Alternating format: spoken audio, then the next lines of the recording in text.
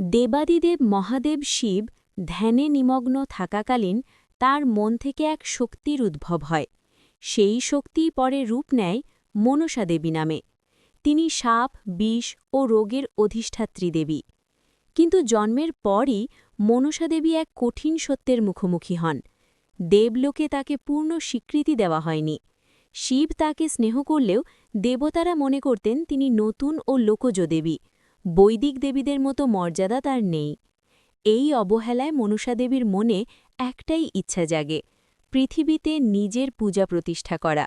পৃথিবীতে আগমন ও চাঁদ সওদাগর। পৃথিবীতে তখন রাজত্ব করছেন ধনী প্রভাবশালী বণিক চাঁদ সওদাগর। তিনি শিবভক্ত, ধর্মপরায়ণ, কিন্তু অত্যন্ত অহংকারী। তার দৃঢ় বিশ্বাস, আমি শুধু শিবের পূজা করি, অন্য কোনো দেবীকে মানি না।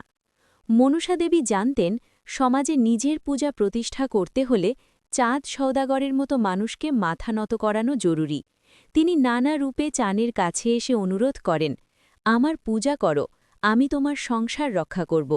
কিন্তু চাঁদ সওদাগর প্রতিবারই উত্তর দেন, আমি মনসা মানি না। মনসা দেবীর ক্রোধ ও প্রতিশোধ।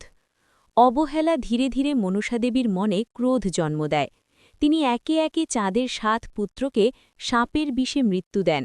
চাঁদের বিশাল ঐশ্বর্য ধ্বংস হতে থাকে, ব্যবসা লাটে ওঠে। তবুও চাঁদ সওদাগর নত হন না। শেষ আশ্রয় হিসেবে চাঁদের ঘরে জন্ম নেয় কনিষ্ঠ পুত্র লক্ষিন্দর। মনসা দেবী ভবিষ্যদ্বাণী করেন, লক্ষিন্দর বিয়ের রাতে সাপের দংশনে মরবে। চাঁদ সওদাগর হাজার চেষ্টা করে এই নিয়তি ঠেকাতে চান। লক্ষিন্দরের বিয়ে হয় রূপবতী ও বুদ্ধিমতী বেহুলার সঙ্গে। চাঁদ সওদাগর লক্ষিন্দরের জন্য লোহার তৈরি এক বন্ধ বাসরঘর বানান, যাতে কোনো সাপ ঢুকতে না পারে। বিয়ের রাতে বেহুলা জেগে পাহারা দেন, কিন্তু মনসা দেবীর পাঠানো সাপ কালনাগিনী খুব ছোট ছিদ্র দিয়ে ঢুকে পড়ে। ভোরের আগেই লক্ষিন্দর সাপের দংশনে নিথর হয়ে পড়েন। বেহুলার মহাযাত্রা। স্বামীর মৃতদেহ কোলে নিয়ে বেহুলা শোক না করে সিদ্ধান্ত নেন, আমি দেবতাদের কাছ থেকে স্বামীকে ফিরিয়ে আনব। তিনি একটি ভেলায় লক্ষিন্দরের দেহ নিয়ে নদীপথে দেবলোকের উদ্দেশ্যে যাত্রা করেন। এই যাত্রা মাসের পর মাস চলে। পথে ঝড়, ক্ষুধা, অপমান, দেবীদের পরীক্ষা সব সহ্য করেন বেহুলা, কিন্তু প্রতিজ্ঞা ভাঙেন না। শেষে তার নিষ্ঠা ও ভালোবাসায় দেবতারা প্রসন্ন হন।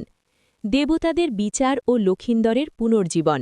দেবসভায় মনসা দেবী উপস্থিত হন। দেবতারা বলেন, বেহুলার ভক্তি অতুলনীয়, লক্ষিন্দরকে জীবন ফিরিয়ে দিতে হবে। মনসা দেবী রাজি হন, তবে এক শর্তে, চাঁদ সওদাগরকে তার পূজা স্বীকার করতে হবে।